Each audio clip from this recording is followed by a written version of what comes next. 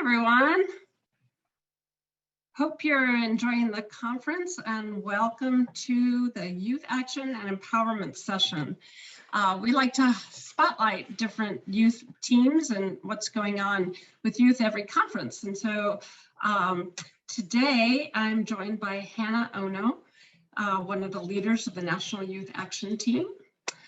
Eiley Scott, who's also a national team leader and is here today representing her local youth team in the North Tahoe area of California.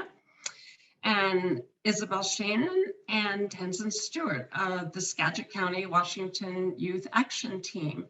And I'm Sharon Bagatell, and I'm the National Youth Action Coordinator for Citizens Climate Lobby. Our panel today will be sharing with you how middle and high school age youth are actively engaged in the work of Citizens Climate Lobby. So I'll turn it over to Hannah. Hi, I'm Hannah. As Sharon said, I'm one of the leaders of the National Youth Action Team. I'm a high school senior at Phillips Academy now from Boston. I'm actually in Exeter, New Hampshire for our little Phillips Andover Phillips Exeter rivalry day. So in the National Youth Action Team, I am the leader of the membership team. So basically what I do is I organize monthly meetings and organize action team meetings and bring everyone together in a community. I'm also a field representative in our Climate Massachusetts and some other climate things that I do related to the Massachusetts Youth Climate Coalition and also as an accelerator for Women's Earth Alliance. But here, most importantly, at the National Youth Action Team, we work to support youth under 18 to be active, engaged, and empowered in building political will for climate solutions. We welcome young people and their adult allies to join us. Our two main objectives here are to provide a safe space for CCL youth to communicate and interact with other young people, and to educate and support local chapters to provide engaging and empowering opportunities for youth. So right now, our youth action team underwent a restructuring. So we consist of 4 main working groups. As I said, I am the leader of the membership team. We have the outreach team, the media team, and the actions team as well. Some of the things we've done in the past year, we organized an endorsement challenge for youth across the country. We put together 10 teams of 5 to 10 youth, more organized like by location geographically, but we also had like an all around the country team that was very successful.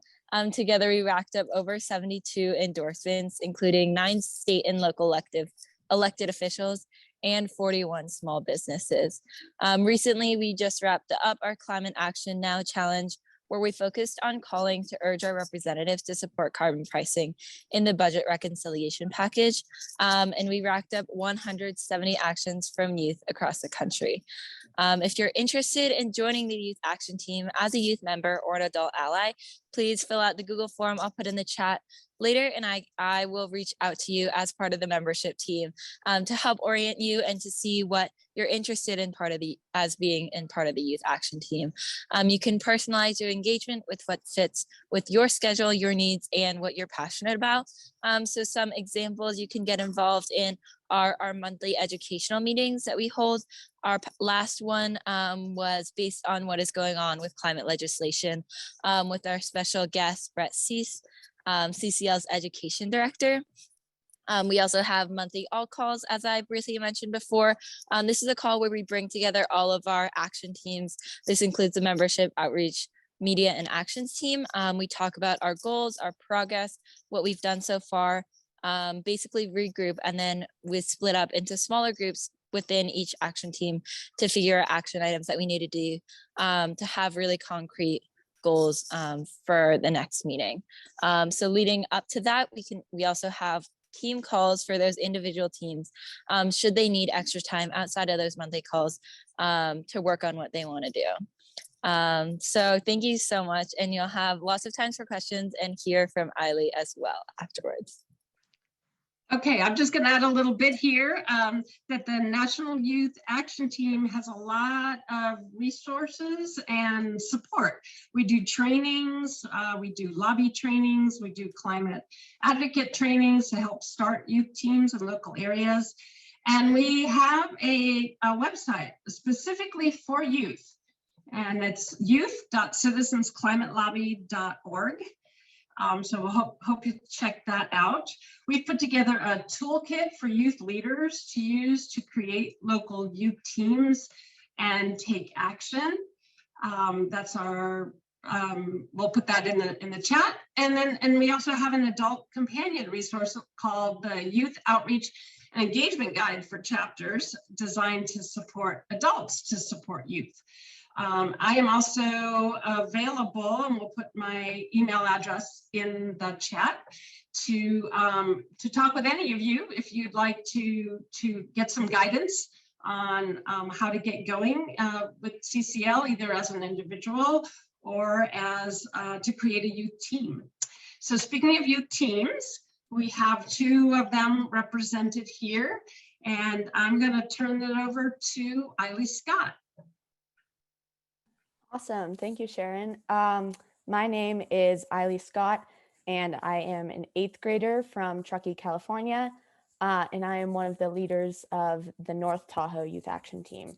So for those of you who aren't familiar with where Lake Tahoe is, it's near the border of California and Nevada. We have lots of skiing, lots of snow, so it's always nature has always been very special to me, and it's been very easy to tell the effects of climate change on my area.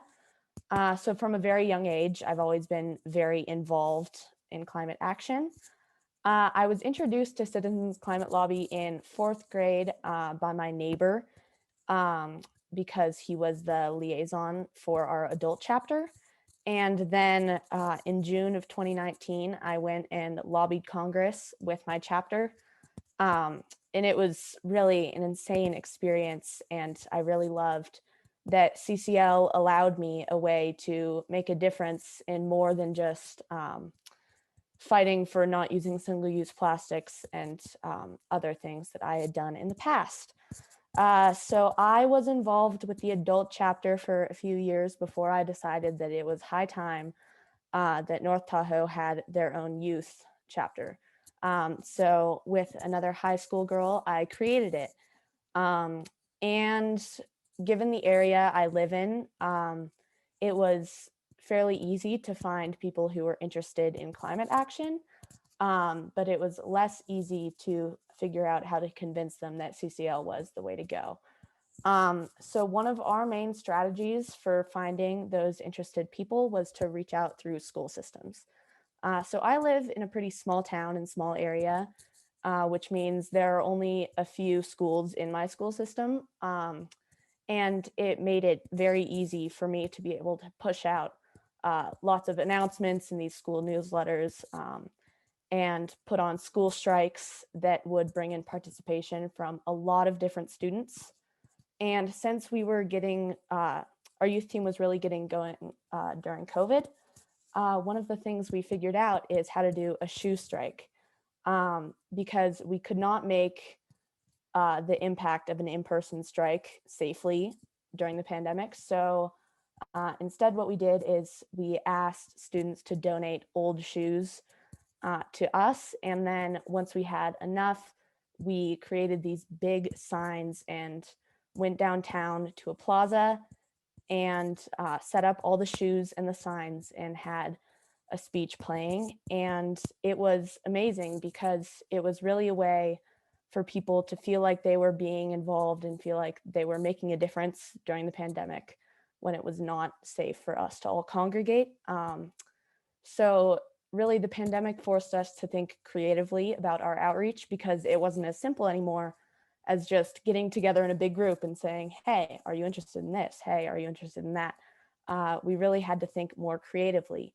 So I think that in a lot of ways, the pandemic really helped my youth team to get started because people had a lot of extra time on their hands and we got creative to reach out to them. So we were able to get a lot of participation. And the one last thing I'd like to share that my youth team does for outreach and for action is we have an ongoing column in our local newspaper called Climate Dispatches. And we try and recruit youth ages really as long as you're old enough to write a concise paragraph, you can be featured in the climate dispatches. So it's been awesome because we are getting all of these new members who have read the dispatches in the past and want to be a part of it. And it's a great way to let our community know that we're here and we're ready to fight for the place that we love. So I think that if you are seeing the effects of climate change in your own town and you're seeing it in the world, there's no reason for you to think that you yourself can't start something up and can't make a change. Because if I could do it when I was 11, you can too. And that's it. Thank you so much, Eiley. Wow. Yeah. The power of youth. We'll have time for questions for Eiley and for Hannah. Now we're going to switch over to the Skagit County youth team. We've got Tenzin and Isabel going to share. Hi, thanks, Sharon. My name is Tenzin Stewart, and I'm a senior in high school. I've been involved with CCL for almost a year now, and I'm the co-lead for the Skagit Youth Action Team in Washington. I first met our team's mentor, Betty Carteret, at our local Youth Earth Summit conference, an event which hosts community members and local green clubs for presentations on a variety of environmentally focused topics. There, I attended a presentation by Betty on carbon pricing that really drew me in. It was very educational. So in a way, I learned about CCL's mission before I even knew what CCL was. I and one of my peers kept in touch with Betty, who is the co-lead for the Skagit County chapter, about the idea of forming our team. As a youth who was present at the very formation of a youth team, what I saw was a lot of our members came from the Green Club and the High School Activist Student Union, both of which are groups that are heavily involved with action. They're youth who are already conscious about issues and are taking steps to do something about them. So when thinking about outreach, I think it's really important to look for those kinds of groups and possibly events or opportunities to educate people more so about what CCL is doing than what CCL is. That's just what personally grabbed my interest. From there, I set up a Discord server, which is essentially Slack for those of you familiar. It's just a bit more casual and accessible. That group chat was essential for communicating with each other and kind of reducing that distance between us, especially during COVID times. The team set up monthly meetings with Betty, who as a mentor was vital for the team. We all love Betty. She's a wonderful human being and mentor. She really pushed us to come up with goals and to meet them. She kind of gave our team direction. As students, we don't really have the most time in the world to devote to CCL, unfortunately. So having someone like Betty, who is more informed about what's going on in CCL and has local connections, is really helpful. Now for the structure of our youth action team, because we're a small group, we essentially split into two groups, the lobbying and endorsements team and the education team.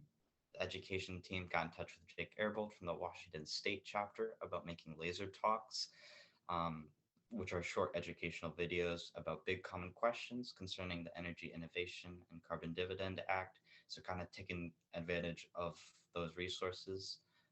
Members of the lobbying and endorsements team attended trainings and worked on making connections with local businesses and prominent community leaders for endorsements. Actually, our lobbying and endorsements team lead, Isabel, is here to talk a little bit more about that. Must be faulty headphones. All right. I think it was really crucial to the success of our team to have split up into two groups because not everyone can give all their attention to multiple topics. So we decided to focus on the sort of two branches of CCL, which are education and endorsements. And our endorsements team for our entire county chapter is pretty student run. I believe most of our chapter's endorsements have come from youth action because people want to listen to the youth. Another important thing that we found is to work at multiple levels. So adults in the chapter will give suggestions for people that we should ask for an endorsement, like, hey, I know this person is really involved in climate action and they own a business locally, so let's ask them. And then our youth team will reach out to them and set up a meeting, usually through email. And I think forming positive members positive relationships with community members has been super important because they can refer you to our friends. We had one business owner who's also on our city council, which was like a kind of a double endorsement. And she actually forwarded our introductory email to about 5 of her friends who all owned businesses, and then they all endorsed without us having to do a thing. And that was just really wonderful. And she told us that she did that because she really felt like we were honest and authentic about what we were talking about. And she felt like we were very knowledgeable and she felt comfortable doing that. So I think just making sure that your team is very informed about CCL and just the general policies is extremely important because I've definitely gotten some questions that I wasn't really sure how to answer, but somebody else on my team knew how to answer it. And the same way, it's gone the same way. So I think, yeah, just it's really been important that we keep up to date on what's going on with CCL. And we also have received endorsements from 2 out of 3 state house representatives. So there's an endorser for everybody in our team to kind of connect with because we have businesses, we have our city council, we have local politicians. And so somebody might really want to work on more of the level of politicians, and they can do that. I also think it's important to have a team lead like myself because it's hard to get a group of teenagers organized. So having somebody who's able to just organize and say that, you know, you're going to do these endorsements and you do these and we'll all meet together and talk about it later is super important to our success. And also participating in the youth endorsement challenge that Hannah talked about was very useful to get people motivated. And yeah, so just working on multiple levels and making sure that you keep everyone up to date is what I would say is important for an endorsements team. And that's all from me. And now we're going to move back to Sharon for questions. Yeah, thanks so much, Tenzin and Isabel. And they really, we kind of got you going early this year, right? So it's just been the calendar year. Yeah, our team started in January. Yeah, so it's so exciting to see this team just blossom. And now they have a national spotlight. So we want to spend the rest of the time just answering questions. So you can raise your hand. You can put them in the chat. If you lovely to see your faces if you're willing, and we can just kind of have a back and forth. So questions. Thanks. I am so inspired by all of you. It's so awesome on a Saturday to feel this inspiration. So thank you so much for all you do for our planet. I wanted to ask you, what advice do you have on growing membership? So how do you get other students involved when maybe they haven't thought about climate as much as you have, or politics, you know? I have an answer, Sarah. I think one thing that I really tried to focus on, and one thing that really served me was organizing strikes. This was before the pandemic, but this is a really awesome way to get people more aware of climate. And if you organize the strike through your school, it's pretty likely that you'll have students signing up to do it, not because they know a ton or care a ton about the climate, but because it's an easy way out of school and you feel cool, you're going out to do a strike, right? But what happened, at least in my school, is the people who had just done the strike for sake of doing the strike ended up realizing that that the climate was really an important issue. And so I think once I felt that they had realized that, I would kind of come in and say, hey, well, did you know I'm a part of CCL? And so I definitely got more than a few members by doing that. And I think strikes are a great way to reach out to youth because oftentimes they're drawn to participate in strikes even if they don't know a ton about the climate. So that would be my main piece of advice. And I know that with COVID, strikes have become harder to organize, but I'm hoping that that might work out for you someday. For our team, it's been really helpful to sort of slip it into Green Club meetings, which is our environmentally focused club that's part of our school. And Tenzin and I are both club leaders there. So we can't officially invite people to CCL, but we can just kind of mention it and mention that there's a meeting. And a lot of people join that club for community service hours. And so I think that's a good way to kind of show people that there's more to climate activism than picking up trash. So that's been our way of doing it. Hannah, did you have anything to add to that? Yeah, just really quickly, I would say that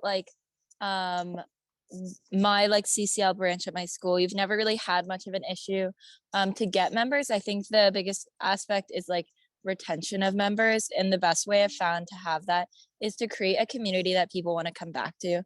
I think people come because they want to get more involved in climate action and make an impact, but I think they stay because they make relationships with the people and they feel good about what they're doing. So I think just creating that atmosphere is really important. Great, thanks. Thanks to all of you. Let's take another question. Michelle, you have a question? I do. I'm sorry that my video is not working.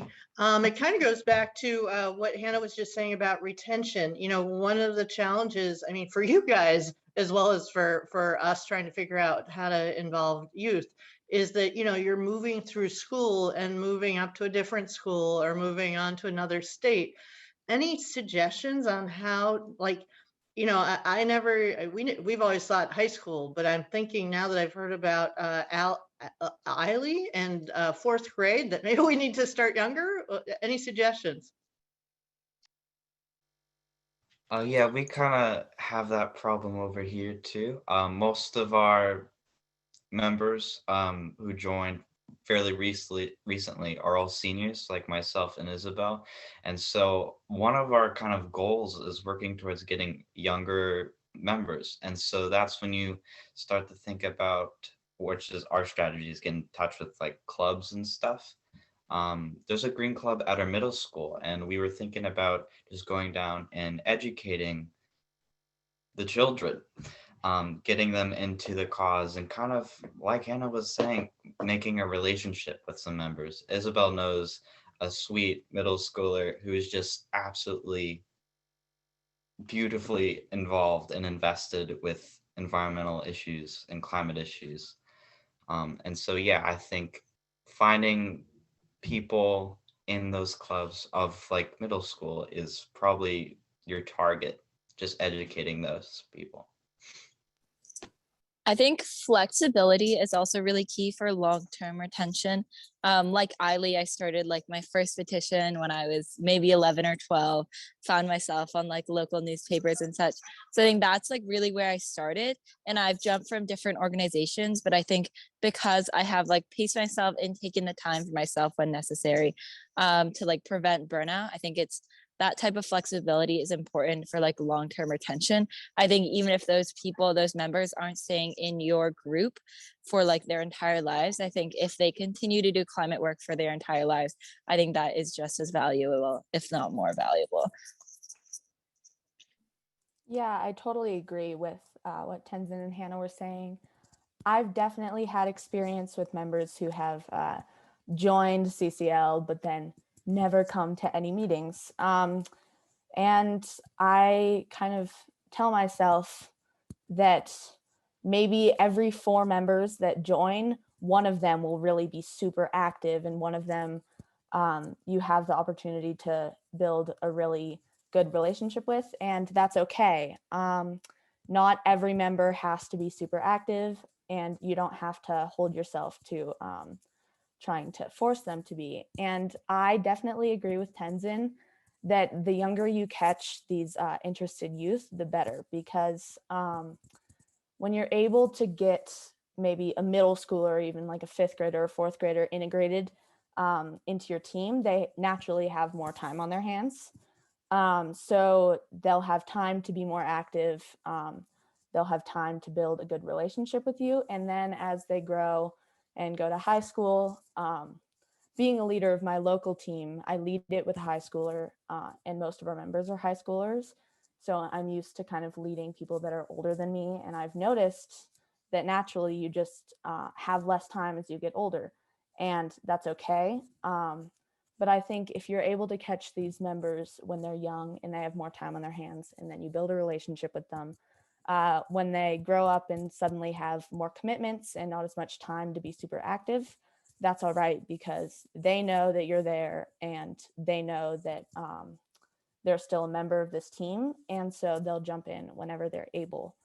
So again, I think getting young members is awesome. And also, if you are thinking of trying to lead or start a team, don't hold yourself to making sure that everyone who joins is always super active, because that's just unrealistic. And oftentimes it's not your fault. People are just busy and they have lives outside of CCL, and that's totally okay. So I think that it's partial recognition that we can't have every member be super active, and yeah, catching them in middle school before they get super busy. It's really important.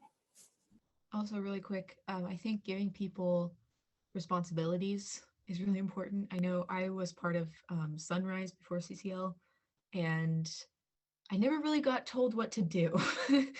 And that may, I'm not dissing Sunrise at all, but I think at least in my chapter, there's a lot of like levels of what people do. And so because I am involved in making sure that our endorsements group runs smoothly, I think that has kept me more involved. So just assigning people a task is very important for retention.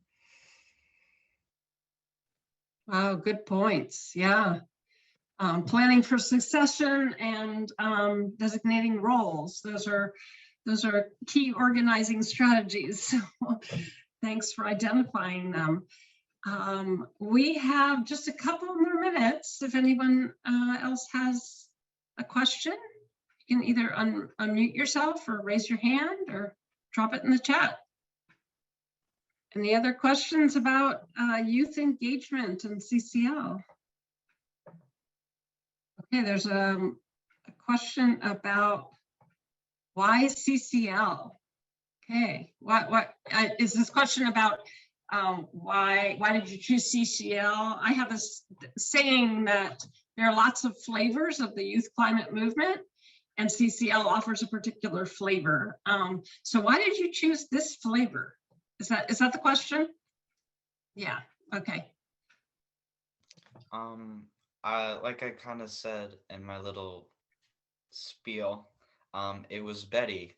I just saw her presentation. It was just genuinely fascinating. There were some points that she brought up, things that, and she also mentioned like actual beneficial consequences of these changes that she proposed, and about how the Energy Innovation and Carbon Dividend Act is actually a step in the right direction. And that really captured me. And I wanted to learn more about that and get more involved. And so when Betty, after that, said, well, there's an entire organization who's working towards this, I wanted to be a part of it. And yeah, and so I think going back to the mentors thing, just having someone who's there to educate you and guide you and set you along your way, that's kind of, it makes it a lot easier to get involved and to like have an impact, it feels. So yeah. I'm going to super quick add to what Tenzin said. Like I said, I was introduced to CCL at a very young age, and I think at that point I was just fed up with being told that all an elementary schooler could do for the climate was preach recycling and not using plastic straws and all these things. I knew that there was more we could do. And so as soon as I was introduced to CCL by my neighbor, who is a man I really trust and respect, I think I thought to myself, wow, this is a climate organization that talks to the government, and I'm going to join this this organization, and I'm going to be a part of it, and everyone's going to be blown away. And I think as soon as I did, I really realized that CCL has a very unique vision, and I learned a lot about the carbon fee and dividend, and I thought, why hasn't this been in place already? Why the heck? It's amazing. So yeah, there was really no stopping point from there. I just kept going, but I think it was that original thirst to do something more than just preach after recycling and composting that led me to CCL. Right, what a wonderful way to end this session. Thank you so much to our presenters and our attendees. Thank you for listening to this episode of Citizens Climate Lobby's training program. You can tune into more episodes anywhere podcasts are available. Inspired by what you heard today? Join Citizens Climate Lobby to advocate for bipartisan climate solutions. Go to community.citizensclimate.org to find more trainings, resources, your local chapter, national action teams, discussion forums, and more. Be sure to like our Facebook page and follow us on Twitter and Instagram @CitizensClimate. We also invite all of our listeners to subscribe to our YouTube channel for more inspiration. And together, we are creating the political will for a livable world.